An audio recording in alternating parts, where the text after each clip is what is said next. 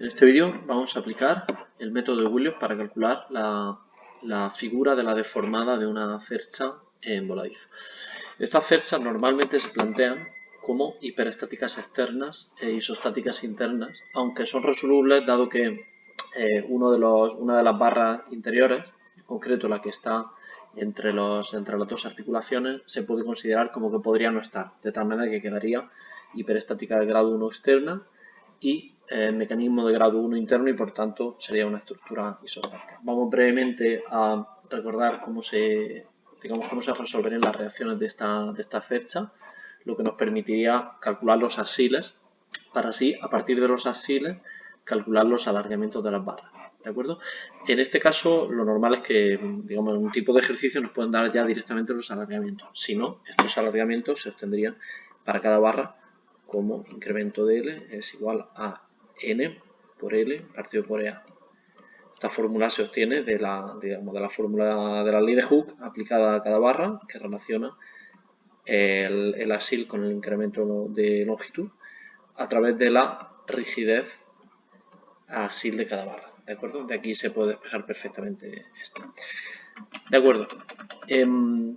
Si queremos resolver las reacciones, lo que habrá que suponer es que este ángulo alfa, que es el que forma esta línea, hay que identificar de entre los dos apoyos articulados cuál es el que converge solo una barra. Lo primero que decimos es que esta barra sabemos que no va a trabajar porque sus extremos son inmóviles. Y hay que localizar cuál es, en este caso, el apoyo articulado donde solo viene una barra. Esta barra provocará que en esta articulación la reacción diagonal estará alineada con la barra, porque solo convergen dos fuerzas y por lo tanto tienen que ser iguales y de sentido opuesto, con la misma dirección y sentido opuesto. Como está en la parte de arriba de un voladizo, esta barra va a estar a tracción, por lo tanto esta reacción también va a estar a tracción y con ese ángulo. Y al saber ese ángulo ya vamos a poder descomponerlo en dos. En una fuerza que vamos a llamar HA, y una reacción en A.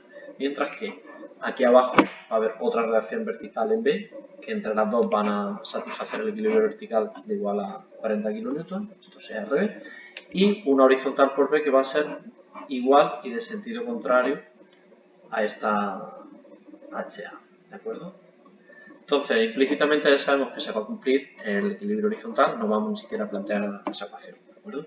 Entonces, si tomamos momentos en B, como convergen estas dos fuerzas y esta, vamos a calcular HA. Con HA directamente cambiándola de signo, vamos a calcular HB. Y luego vamos a satisfacer el equilibrio vertical sabiendo que 40 tiene que ser a RA más RB y de estas dos, RB no la conocemos, pero RA sí que la conocemos porque tenemos este ángulo y tenemos uno de los catetos. Por lo tanto, se puede plantear tangente de alfa, donde alfa es conocido, por lo tanto tangente de alfa es conocido, es igual a RA partido por HA. Y de aquí podemos despejar perfectamente RA porque HA ya lo hemos calculado con la ecuación de momentos. Vale, con estas reacciones calcularíamos los axiles, con los axiles podríamos calcular los desplazamientos de las barras y por lo tanto ahora empezaría la aplicación del método de Williams. Antes de empezar quiero aclarar que igual que esta barra de aquí no trabaja, hay otra barra que no trabaja que sería la CD, por el hecho de que en el nudo D convergen tres fuerzas, no tres barras sino tres fuerzas, donde dos de ellas están alineadas y por lo tanto la que no está alineada no trabaja, ¿de acuerdo? Como está en la parte comprimida, aquí habría dos fuerzas de compresión igual, de tal manera que esta fuerza de compresión se transmitiría íntegramente a todo lo largo de la barra de abajo. Sin embargo, aunque en la práctica, desde el punto de vista de los axiles y de la fuerza, esta barra la podríamos quitar por el hecho de que sigue quedando un triángulo y por lo tanto la cercha seguiría siendo estable internamente, isostática, porque al quitar una barra también estamos quitando un nudo.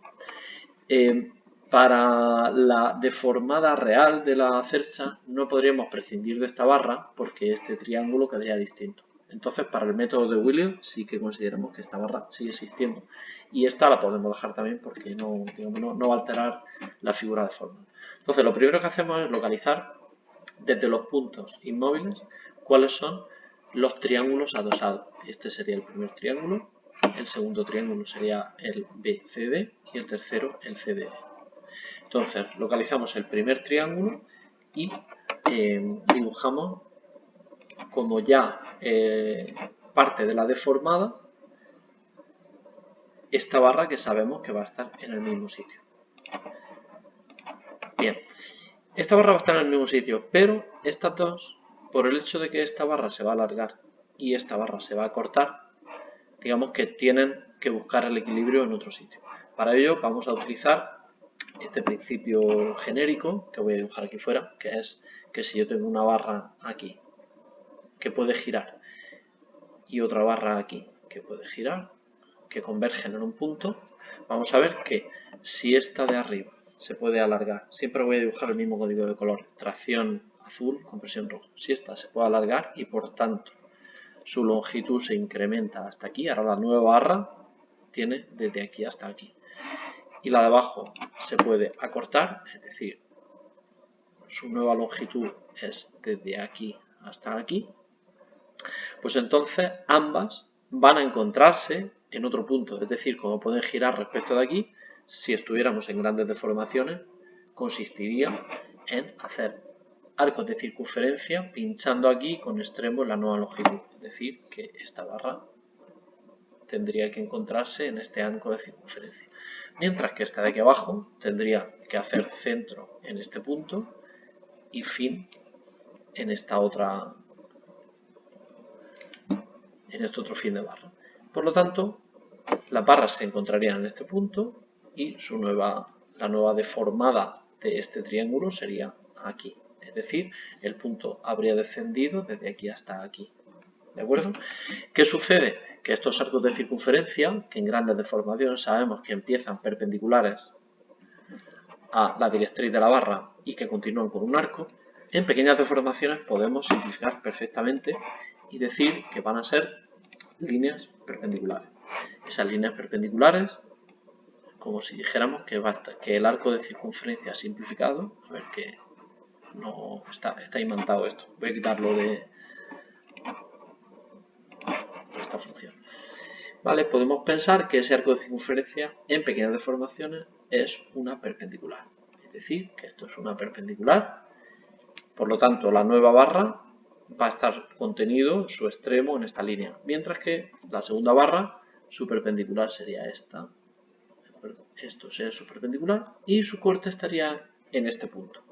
Esto que vemos con tal diferencia en este dibujo, la realidad no lo es tanto porque este punto y este, si nos hubiéramos quedado aquí en escala real, se parecerían muchísimo. Por lo tanto, vamos a utilizar este principio gráfico para todo lo que va a venir y vamos a proceder a deformar de 2 en 2 barras cada uno de estos triángulos. Bien, vamos a empezar por el primero, del cual ya tenemos un lado, es decir, que este punto de aquí, tanto este como este, sería igual a A' y este sería igual a B'. De acuerdo, ahora vamos a ver dónde van a venir esta barra y esta. Para ello vamos a utilizar una escala de deformación que por supuesto va a estar amplificada, es decir, que estas deformaciones en milímetros, si estos son 3 metros, pues vamos a utilizar una escala gráfica en la que, por ejemplo, pues a lo mejor 1 milímetro puede ser esto de aquí, esto que voy a dibujar aquí. 1 milímetro puede ser esto, más o menos.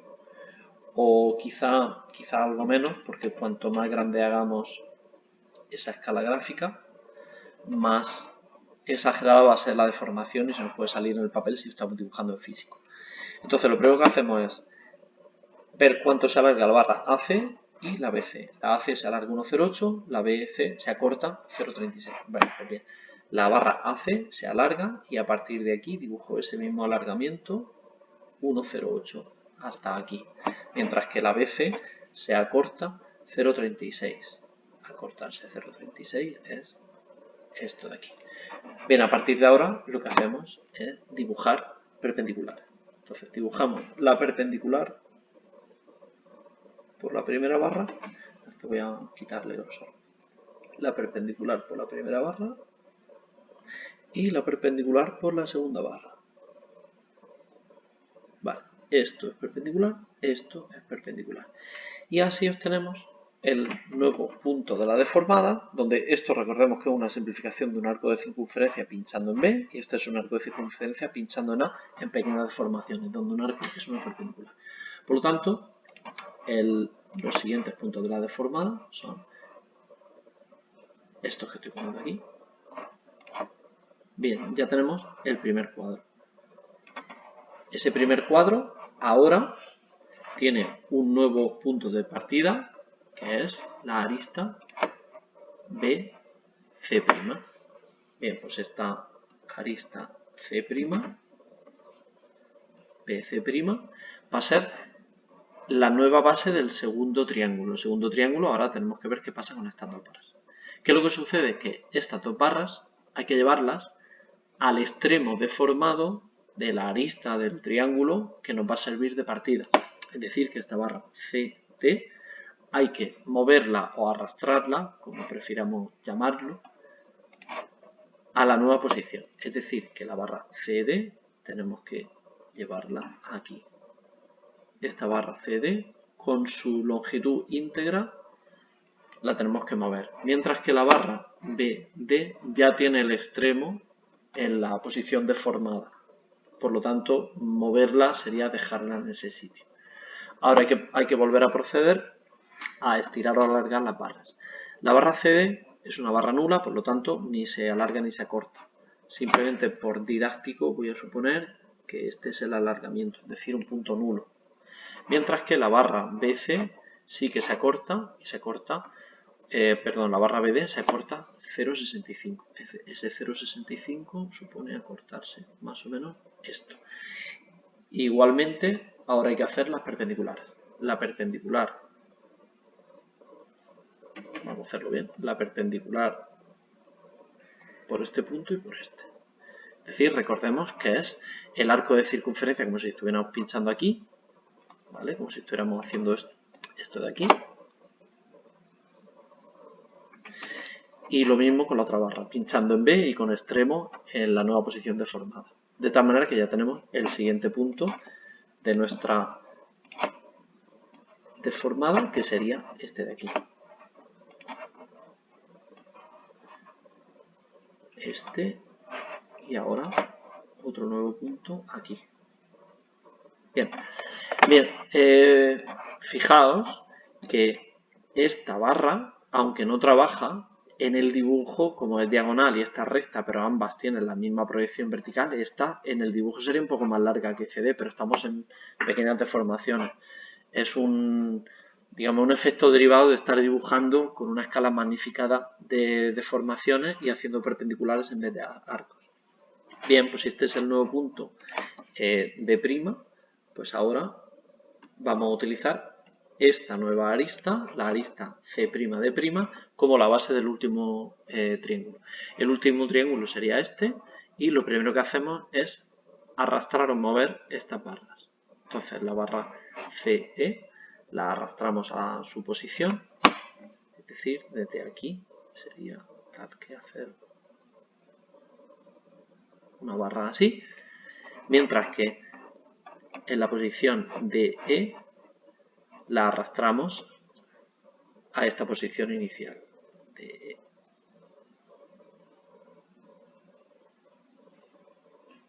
Vale, aproximadamente en esta posición. Ambas tienen, estos dos extremos tienen que estar en la misma vertical, pero no tienen que estar obviamente coincidiendo en el espacio. Vale, y ahora las tenemos que hacer girar. Las hacemos girar primero, después de alargar esta y acortar esta, siempre con perpendiculares. Vamos primero a hacer el alargamiento. Aquí la barra CE tiene que alargarse 0,72, por lo tanto este extremo se viene aquí, mientras que la barra DE se acorta 0,65, que es lo mismo que se acortaba antes. Bien, y ahora volvemos a hacer las últimas perpendiculares. Esta sería la última perpendicular. Y esta de aquí, la otra perpendicular. Vale, ya tenemos el último punto y con ello digamos que la representación amplificada de la deformada estaría resuelta, aunque lo que comúnmente se llama diagrama de Wiliot no es este dibujo también realista y sobre la cercha, sino que se le llama diagrama de Williot a un diagrama donde digamos que se dibujan estos polígonos que incluyen los acortamientos o alargamientos junto con las perpendiculares, van a estar como empaquetados en un diagrama, y ese diagrama no es necesario para, digamos, para obtener la deformada tal cual la hemos hecho, pero puede ser útil para otras cosas. Este sería el último punto, el punto E'. Lo que comúnmente se llama diagrama de Williot es suponer que esta cercha, como su geometría real está a una escala que es distinta a la escala de las deformaciones, donde esto es lo que hemos llamado 1 milímetro, esa separación, perdona, 1 milímetro, esa separación de las dos escalas podemos llevar al extremo y suponer que podemos dejar con esta escala la escala de la deformada, pero la geometría real podemos suponer que tiene una escala muchísimo más pequeña. Es decir, que esta cercha podemos considerar que está toda ella comprimida en un solo punto, que voy a dibujar aquí. Que en este punto, donde yo estoy ahora mismo dibujando, está concentrada toda la cercha, como si la dibujáramos, como si la viéramos desde muy lejos, ¿vale? De tal manera que este punto de aquí va a ser, todos los puntos A, B, C, D van a estar concentrados en este punto. Es decir, aquí va a estar A, B, C, D, E. Y asimismo en este punto también van a estar A' y B'. Por lo tanto, A' y B' también están concentrados en este sitio. ¿Qué es lo que pasa? Que ahora, desde esta cercha que está así de pequeña, si yo dibujo esta barra, ¿cuánto se alarga? Esta barra en realidad sigue estando en este punto. Por lo tanto, se va a alargar esta cantidad a partir de aquí.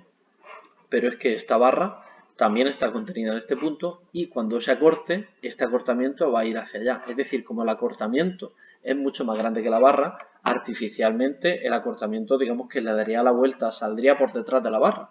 Pero nos da igual porque es, digamos, precisamente una asunción hipotética que nos va a ser útil. Este sería el alargamiento a partir de aquí, a partir de este punto dibujamos este mismo segmento. A partir de ese mismo punto se hace este segmento hasta aquí. Y luego, a partir del punto B, que sigue estando en ese mismo punto, acortamos esto. Perdona, es que no estoy haciendo bien la inclinación. Ahí. Bien, y ahora tenemos que volver a hacer las perpendiculares. Es decir, que sobre este punto quedará este polígono, este cuadrilátero que tengo marcado aquí. ¿Sí? Es decir, aquí tendremos esto y aquí esto. Bien, y aquí estará el nuevo punto C'. Aquí estará C'. Bien, ahora a partir de C', digamos que este punto ya sí que se ha movido. Y ahora digamos que el alargamiento de la barra CD, que es nulo, va a estar aquí contenido, pero el alargamiento de la barra BC sigue estando a partir del punto B' que está aquí.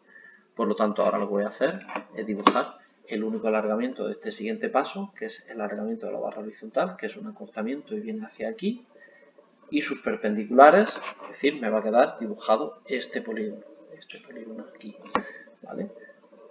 Esta perpendicular y la perpendicular, y aquí tendría el nuevo punto de prima. ¿De acuerdo? Veis que este polígono está contenido aquí, mientras que este otro polígono, que aquí no tiene acortamiento porque es un punto, está contenido aquí.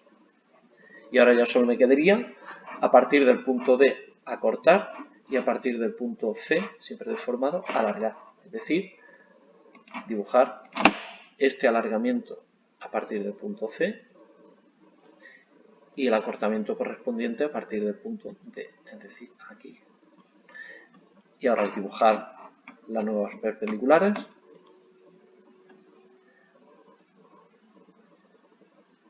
encuentro la última intersección, que estará en este punto, y aquí estará el punto E', perdón. Bien, ¿para qué sirve este diagrama? Bueno, pues este diagrama sirve para, desde el punto de origen, trazar vectores para encontrar cuáles son las posiciones deformadas de C, D y E. Es decir, que estos vectores que voy a trazar, este de aquí,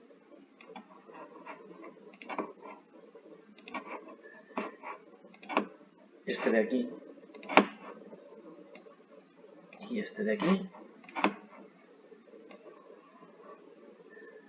si los llevo al dibujo, nos daría precisamente, si yo cojo este vector de aquí, a ver si soy capaz de hacerlo.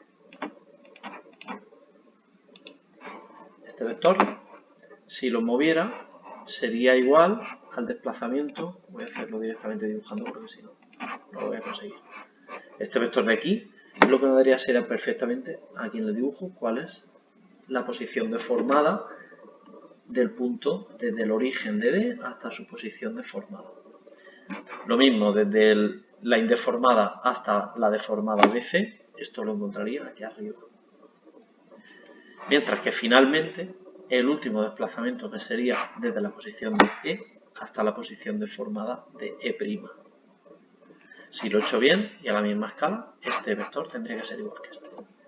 Bien, ¿para qué es útil esto? No directamente para dibujar la deformada, sino para sacar los vectores de desplazamiento y poder compararlos, por ejemplo, con otros métodos, como el de la carga unida. Bien, hasta aquí termina el tutorial.